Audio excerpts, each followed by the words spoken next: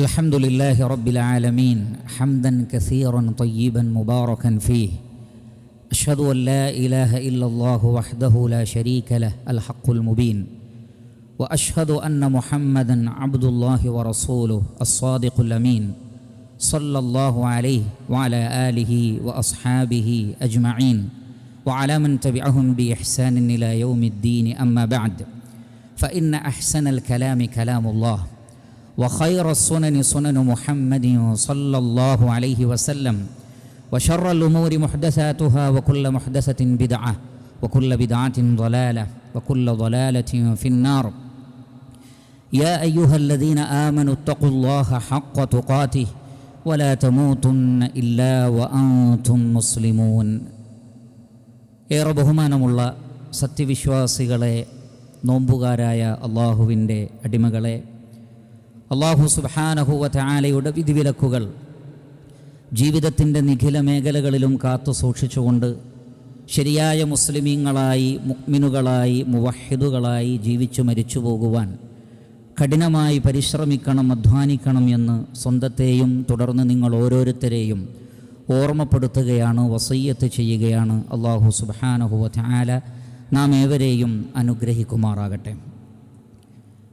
ലൈലത്തുൽ ഖദർ പ്രതീക്ഷിച്ചുകൊണ്ട് വിശ്വാസികൾ അത്യധ്വാനം ചെയ്യുന്ന റമളാനിൻ്റെ അവസാന ദിനങ്ങളിൽ അനിവാര്യമായും നാം മനസ്സിലാക്കിയിരിക്കേണ്ടുന്ന പരിശുദ്ധ ഖുർആനിലെ ഒരു അധ്യായത്തെ മനസ്സിലാക്കുവാനാണ് ഇൻഷാ അള്ളാഹ് ഈ ഖുതുബയിലൂടെ നാം ഉദ്ദേശിക്കുന്നത്. അത് സൂറത്തു അൽ ഖദർ. അൽ ഖദർ എന്നു പേരുള്ള ചെറിയ ആ ഒരു അധ്യായമാണ്. മുസ്ഹഫിൽ അതിൻ്റെ സ്ഥാനം 97-ാമത്തെ അധ്യായമാണ്. അതിൻ്റെ തൊട്ടു മുമ്പുള്ള അധ്യായം ശ്രദ്ധിച്ചു നോക്കൂ. സൂറത്തുൽ ആലഖ് ആരംഭിക്കുന്നത് ഇഖ്റ ബിസ്മി റബ്ബിക്കല്ലദീ ഖലഖ്. ഇതാണ് ഒന്നാമത്തെ അഥവാ ആദ്യം അവതരിപ്പിക്കപ്പെട്ട അധ്യായം. ആദ്യത്തെ വഹ്യ്, നബിയായി തിരഞ്ഞെടുക്കുന്നത് ഖുർആനിൽ അവതരിപ്പിക്കപ്പെട്ട ആദ്യത്തെ ആയത്തുകളാണത്. ഖുർആനിനെ കുറിച്ചാണ്. ഇനി 97-ാണ് സൂറത്തുൽ ഖദർ. അതിന് ശേഷമുള്ള അധ്യായം അതും ഖുർആനിനെ കുറിച്ചാണ്. അൽ ബയ്യിന, കാര്യങ്ങൾ വ്യക്തമാക്കുന്ന ഗ്രന്ഥം. അതാണ് റസൂലും മിനല്ലാഹ് യത്ലു സുഹുഫൻ മുതഹ്ഹറ, പരിശുദ്ധമാക്കപ്പെട്ട ഏടുകൾ പാരായണം ചെയ്ത് ജനങ്ങളെ പഠിപ്പിക്കുന്ന ഒരു മഹാനായ പ്രവാചകൻ. അവിടെയും ഖുർആനിനെ കുറിച്ച് പറയുകയാണ്, സുഹുഫുൻ മുതഹ്ഹറ, പരിശുദ്ധമാക്കപ്പെട്ട ഏടുകൾ. അപ്പോൾ ഈ രണ്ട് അധ്യായങ്ങളുടെ ഇടയിലാണ് സൂറത്തു അൽ ഖദർ. മുസ്ഹഫിൽ തന്നെ അതിൻ്റെ സ്ഥാനം മഹത്വമേറിയ ഒരു സ്ഥാനത്താണ്. ആ അധ്യായം അല്ലാഹു സുബ്ഹാനഹു വ തആല ആരംഭിക്കുന്നത് ഇന്നാ അൻസൽനാഹു ഫീ ലൈലത്തിൽ ഖദർ, നിശ്ചയമായും നാം പരിശുദ്ധ ഖുർആനിനെ ലൈലത്തുൽ ഖദറിൽ അവതരിപ്പിച്ചിരിക്കുന്നു. എന്താണ് ലൈലത്തുൽ ഖദർ? സൂറത്തുൽ ദുഖാനിൽ അല്ലാഹു സുബ്ഹാനഹു വ തആല പറയുന്നു, ഇന്നാ അൻസൽനാഹു ഫീ ലൈലത്തിൻ മുബാറക ഇന്നാ കുന്നാ മുൻദിരീൻ. അനുഗ്രഹീതമായ രാത്രിയാണത്. ലൈലത്തുൽ ഖദർ എന്ന് പറഞ്ഞാൽ ബറക്കത്തുകളുള്ള രാത്രിയാണ്.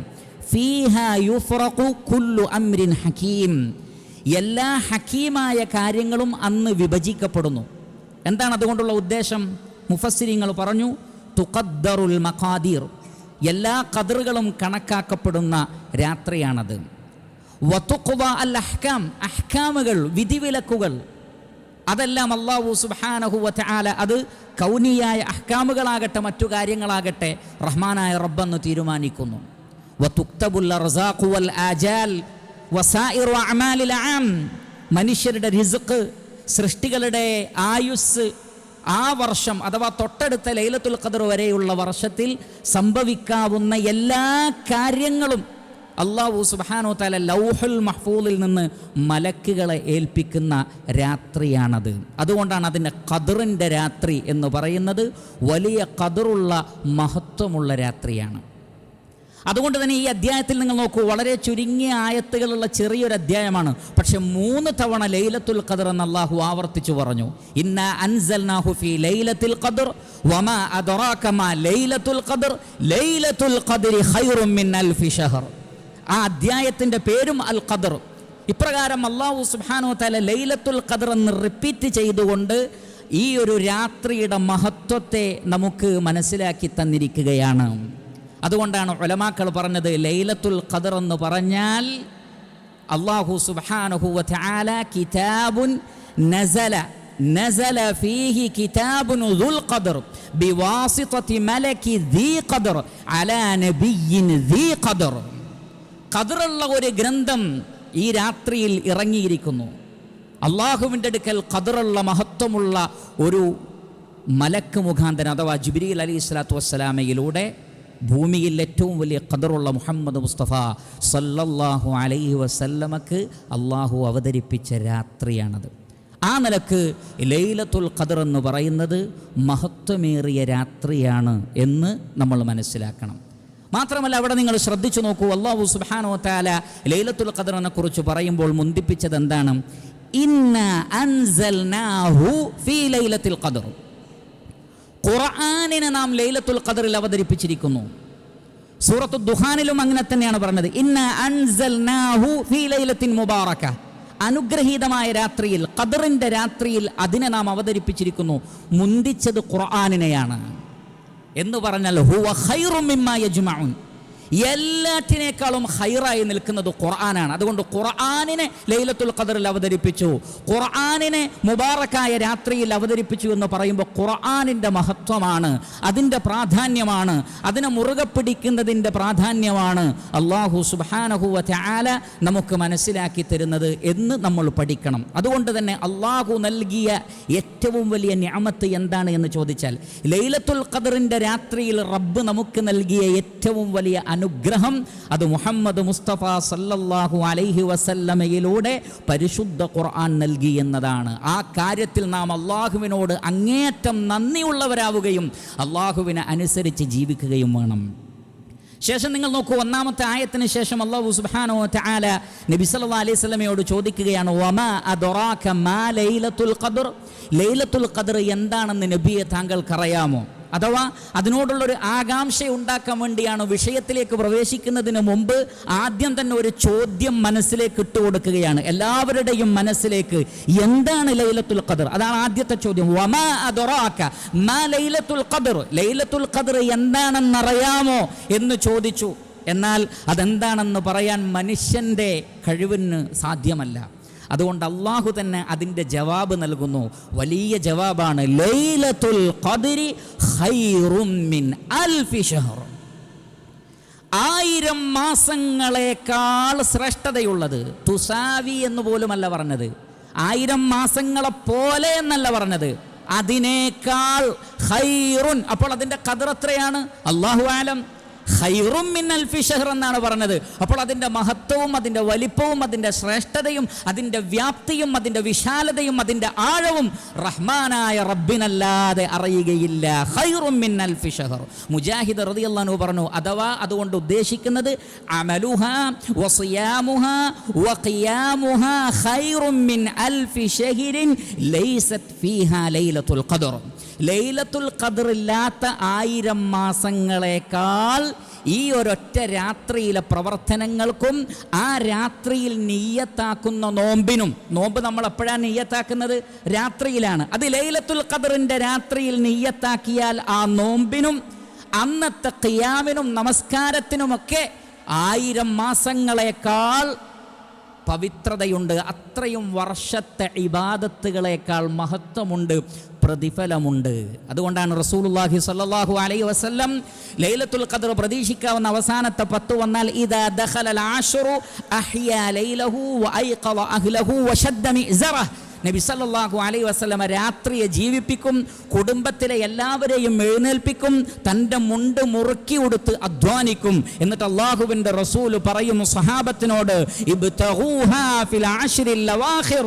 റമളാനിൻ്റെ അവസാന 10 ലൈലത്തുൽ ഖദ്റിനെ തേടണം, അധ്വാനിക്കണം.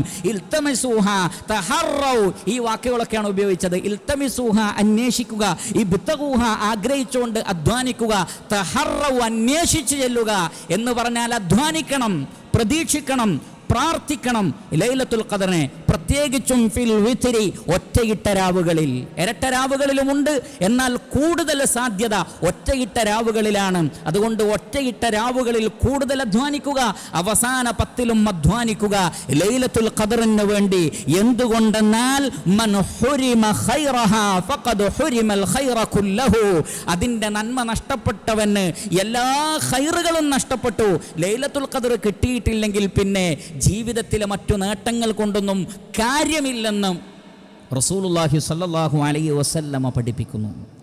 ശേഷം അല്ലാഹു സുബ്ഹാനഹു വ തആല പറയുന്നു, തനസ്സലുൽ മലായികത്തു വറൂഹു ഫീഹാ ബിഇദ്നി റബ്ബിഹിം മിൻ കുല്ലി അംർ. എല്ലാ കൽപ്പനകളുമായി അന്ന് മലക്കുകൾ, തനസ്സലു എന്ന് പറഞ്ഞാൽ ഇറങ്ങി വരുന്നു എന്നാണ്, കൂട്ടം കൂട്ടമായി ഇറങ്ങുന്നു. ഫൗജൻ ഫൗജൻ, കൂട്ടം കൂട്ടമായി ഇറങ്ങുന്നു. വറൂഹ് എന്ന് പറഞ്ഞാൽ ജിബ്രീൽ അലൈഹിസ്സലാത്തു വസ്സലാമയാണ് ഉദ്ദേശം. ചില ആളുകൾ തെറ്റിദ്ധരിച്ചതുപോലെ ആത്മാക്കളല്ല, മഹാന്മാരുടെ ആത്മാക്കൾ ഇറങ്ങി വരുന്നു എന്നല്ല, മറിച്ച് വറൂഹ് എന്ന് പറഞ്ഞാൽ ജിബ്രീൽ അലൈഹിസ്സലാത്തു വസ്സലാമയുടെ നേതൃത്വത്തിൽ. നബി സല്ലല്ലാഹു അലൈഹി വസല്ലമ പറഞ്ഞു, ഇന്നൽ മലായികത തിൽക്കൽ ലൈലത ഫിൽ അർദി അക്സറു മിൻ അദദിൽ ഹസാ. ചരൽ കല്ലുകളേക്കാൾ കൂടുതൽ മലക്കുകൾ അന്ന് ഭൂമിയിലുണ്ടാകും. അന്ന് മഹാനായ ജിബ്രീൽ അലൈഹിസ്സലാത്തു വസ്സലാം ഭൂമിയിലുണ്ടാകും. നാം കാണുന്നില്ല എന്നേ ഉള്ളൂ. ജിബ്രീൽ അലൈഹിസ്സലാത്തു വസ്സലാം അന്ന് ഭൂമിയിലുണ്ടാകും, മലക്കുകളുണ്ടാകും. വിശ്വാസികളുടെ പ്രാർത്ഥനകൾക്ക് ആമീൻ പറയാൻ, അവർക്ക് സമാധാനം നേരാൻ, അവർക്ക് വേണ്ടി പ്രാർത്ഥിക്കുവാൻ, അവർക്ക് ആശ്വാസവും സമാധാനവും നൽകാൻ. അതുകൊണ്ട് ഉലമാക്കൾ പറയുന്നു, അന്ന് മലക്കുകളും ജിബ്രീലും ഭൂമിയിൽ ഹാജറുണ്ടാകുന്ന ആ വേളയിൽ നമസ്കരിക്കാൻ ഭാഗ്യം ലഭിച്ചവർ, ഖുർആൻ ഓതാൻ ഭാഗ്യം ലഭിച്ചവർ, ദിക്ർ ചൊല്ലിയിരിക്കാൻ ഭാഗ്യം ലഭിച്ചവർ, പ്രാർത്ഥിക്കാൻ ഭാഗ്യം ലഭിച്ചവർ, അവരാണ് ഭാഗ്യവാന്മാർ. കാരണം മലക്കുകൾ അല്ലാഹുവിന്റെ അടുക്കൽ സാക്ഷ്യം പറയും. എന്നാൽ ആലോചിച്ച് നോക്കൂ, ജിബ്രീൽ അലൈഹിസ്സലാത്തു വസ്സലാമയും മറ്റു മലക്കുകളും ഭൂമിയിൽ ധാരാളമായി ഉണ്ടായിരിക്കെ പരലോകത്തിനു വേണ്ടി അധ്വാനിക്കാതെ ദുനിയാവിലെ കച്ചവട ലാഭത്തിനു വേണ്ടി കച്ചവടത്തിൽ മാത്രം ശ്രദ്ധിച്ചുകൊണ്ട് അവസാന 10 കൂടുതൽ കച്ചവടം ലഭിക്കുന്ന മാസമാണ്, ദിവസങ്ങളാണ്, എന്നിട്ട് ബിസിനസ് മാത്രം ശ്രദ്ധിക്കുന്നവരെ മലക്കുകൾ എങ്ങനെ സാക്ഷ്യപ്പെടുത്തും? അധർമ്മങ്ങൾക്ക് പോകുന്ന ആളുകളെ മലക്കുകൾ എങ്ങനെ സാക്ഷ്യപ്പെടുത്തും? വിനോദങ്ങളിൽ മുഴുകുന്നവരെ മലക്കുകൾ എങ്ങനെ സാക്ഷ്യപ്പെടുത്തും? ഖദറിന്റെ രാത്രിക്ക് ഖദർ നൽകാതെ, യാതൊരു പരിഗണനയും നൽകാതെ സമയം വേസ്റ്റാക്കുന്നവരെ മലക്കുകൾ എങ്ങനെ പരിഗണിക്കും?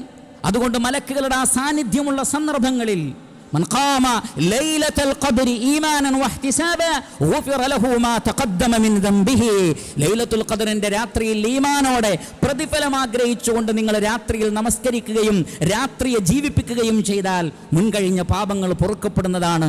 മലക്കുകൾ നമുക്ക് വേണ്ടി സാക്ഷ്യം പറയുന്നതാണ്. റഹ്മാനായ റബ്ബിനോട് പ്രാർത്ഥിക്കുന്നതാണ്. അന്ന് നാം പ്രാർത്ഥിക്കുക, അല്ലാഹുമ്മ ഇന്നക അഫുവ്വുൻ തുഹിബ്ബുൽ അഫ്വ ഫഅഫു അന്നി. അല്ലാഹുവേ, നീ മാപ്പ് നൽകുന്നവനാണ്, മാപ്പ് നൽകുന്ന ഇഷ്ടപ്പെടുന്നു, റബ്ബേ എനിക്ക് പുറത്തു തരണമേ എന്ന് പ്രാർത്ഥിച്ചുകൊണ്ടും നമസ്കരിച്ചുകൊണ്ടും ഖുർആൻ ഓതിക്കൊണ്ടും ദിക്റുകളിൽ മുഴുകിക്കൊണ്ടും രാത്രിയെ സജീവമാക്കുക. അല്ലാഹു സുബ്ഹാനഹു വ തആല അനുഗ്രഹിക്കട്ടെ. അഖൂലു ഖൗലി ഹാദാ വഅസ്തഗ്ഫിറുല്ലാഹ ലി വലക്കും ഫസ്തഗ്ഫിറൂഹു ഇന്നഹു ഹുവൽ ഗഫൂറുർ റഹീം. അൽഹംദുലില്ലാഹി റബ്ബിൽ ആലമീൻ അല്ലദീ ഹദാനാ ലിഹാദാ വമാ കുന്നാ ലിനഹ്തദിയ ലൗലാ അൻ ഹദാനല്ലാഹ്. ഏറെ ബഹുമാനമുള്ള സത്യവിശ്വാസികളെ, സഹോദരങ്ങളെ, അള്ളാഹുവിനെ ഭയപ്പെട്ടുകൊണ്ട് ജീവിക്കണമെന്നൊരിക്കൽ കൂടി ഞാൻ എന്നെയും നിങ്ങളെയും ഓർമ്മപ്പെടുത്തുകയാണ്. ശേഷം അല്ലാഹു സുബ്ഹാനഹു വ തആല പറയുന്നു, സലാമുൻ ഹിയ ഹത്താ മത്ലഇൽ ഫജ്ർ. അന്ന് ഫജ്ർ വരെ ലൈലത്തുൽ ഖദർ സമാധാനമാണ്. സലാം, സമാധാനം. സമാധാനത്തിന് ഇസ്ലാം വളരെ വലിയ പ്രാധാന്യം നൽകുന്നുണ്ട്. ഈ മതത്തിൻ്റെ പേര് പോലും ഇസ്ലാം, സമാധാനമെന്ന്.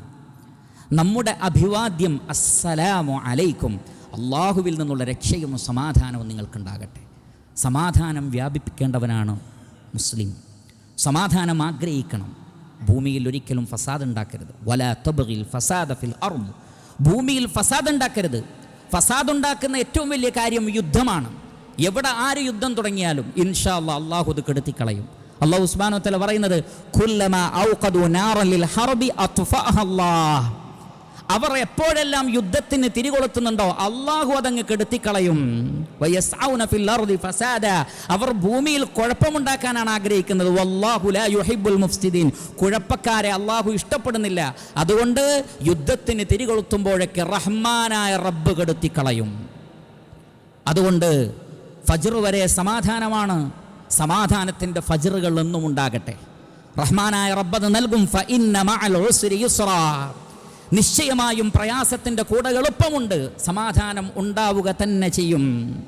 റഹ്മാനായ റബ്ബ് യുസ്ർ, ആശ്വാസം നൽകുക തന്നെ ചെയ്യും. പക്ഷേ പ്രാർത്ഥിക്കണം. യാ അയ്യുഹല്ലദീന ആമനു, ഈമാനുള്ളവരെ, ഇസ്ബിറൂ വസാബിറൂ വറാബിതു, ക്ഷമിക്കുക, ക്ഷമയിൽ മികവ് കാണിക്കുക, ശ്രദ്ധാലുക്കളായിരിക്കുകയും ചെയ്യുക. വത്തഖുല്ലാഹ്, അല്ലാഹുവിനെ ഭയപ്പെടണം.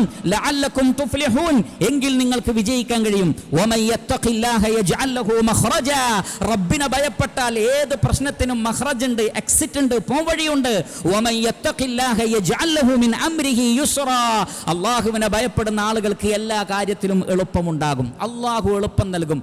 റബ്ബിനെ ഭയപ്പെടണം, ക്ഷമാലുക്കളാകണം, പ്രാർത്ഥിക്കുക. അല്ലാഹു സുബ്ഹാനഹു വ തആല നമുക്കെല്ലാവർക്കും ലൈലത്തുൽ ഖദ്ർ നൽകുമാറാകട്ടെ. നമ്മുടെ പാപങ്ങളെല്ലാം അല്ലാഹു സുബ്ഹാനഹു വ തആല നമുക്ക് പുറത്തു നൽകുമാറാകട്ടെ. നമ്മുടെ ആരാധനകളെല്ലാം അല്ലാഹു സുബ്ഹാനഹു വ തആല നമ്മളിൽ നിന്ന് സ്വീകരിക്കുമാറാകട്ടെ. ദൗലത്തുൽ ഇമാറാത്തിൽ അല്ലാഹു ശാന്തിയും സമാധാനവും നൽകട്ടെ. എല്ലാ ഇസ്ലാമിക രാജ്യങ്ങളിലും അല്ലാഹു ശാന്തിയും സമാധാനവും നൽകട്ടെ. ശത്രുക്കളെ, അസൂയാലുക്കളെ, ഉപദ്രവം നടത്തുന്നവരെ, ഫസാദിൻ്റെ ആളുകളെ അല്ലാഹു പരാജയപ്പെടുത്തുമാറാകട്ടെ. അവരുടെ കുതന്ത്രങ്ങളെ അവരിലേക്ക് തന്നെ അല്ലാഹു സുബ്ഹാനഹു വ തആല തിരിച്ചു വിടുമാറാകട്ടെ. ഈ രാജ്യത്തിലെ ഹാക്കിമുകൾക്ക്, വലിയുൽ അംറിന് അല്ലാഹു സുബ്ഹാനഹു വ തആല എല്ലാ നന്മകൾക്കുമുള്ള തൗഫീഖ് നൽകുമാറാകട്ടെ. ഇവിടെയുള്ള സൈന്യങ്ങൾക്ക് അല്ലാഹു കരുത്ത് നൽകുമാറാകട്ടെ. വിശ്വാസികൾക്ക് ക്ഷമിക്കാനുള്ള കഴിവ് അല്ലാഹു സുബ്ഹാനഹു വ തആല നൽകുമാറാകട്ടെ. നമ്മുടെ റമളാൻ അല്ലാഹു നമ്മളിൽ നിന്ന് സ്വീകരിക്കുമാറാകട്ടെ. സ്വർഗീയ ലോകത്ത് അല്ലാഹു നാം ഏവരെയും ഒരുമിച്ച് കൂട്ടട്ടെ. നരകാഗ്നിയിൽ നിന്ന് അല്ലാഹു സുബ്ഹാനഹു വ തആല നാം ഏവരെയും കാത്തുരക്ഷിക്കുമാറാകട്ടെ. അല്ലാഹുമ്മ ഗ്ഫിർ ലിൽ മുഅ്മിനീന വൽ മുഅ്മിനാത്ത് വൽ മുസ്ലിമീന വൽ മുസ്ലിമാത്ത് അൽ അഹ്യാഇ മിൻഹും വൽ അംവാത്ത് ഇന്നക മുജീബുദ് ദഅവാതി വയാ ഖാദിയൽ ഹാജാത്ത്. ربنا تقبل منا إنك أنت السميع العليم وتب علينا واغفر لنا وارحمنا إنك أنت التواب الرحيم. اللهم ارحم الشيخ زايد والشيخ مكتوم والشيخ خليفة وإخوانهم شيوخ الإمارات الذين انتقلوا إليك. اللهم وفق رئيس الدولة الشيخ محمد بن زايد ونائبه لما تحبه وترضى. اللهم سدد خطى حاكمنا الشيخ الدكتور سلطان بن محمد القاسمي يا ذا الجلال والإكرام. اللهم أدم الأمن والأمان على دولة الإمارات وعلى سائر بلاد المسلمين. ربنا آتنا في الدنيا حسنة وفي الآخرة حسنة وقنا عذاب النار. عباد الله أقيموا الصلاة.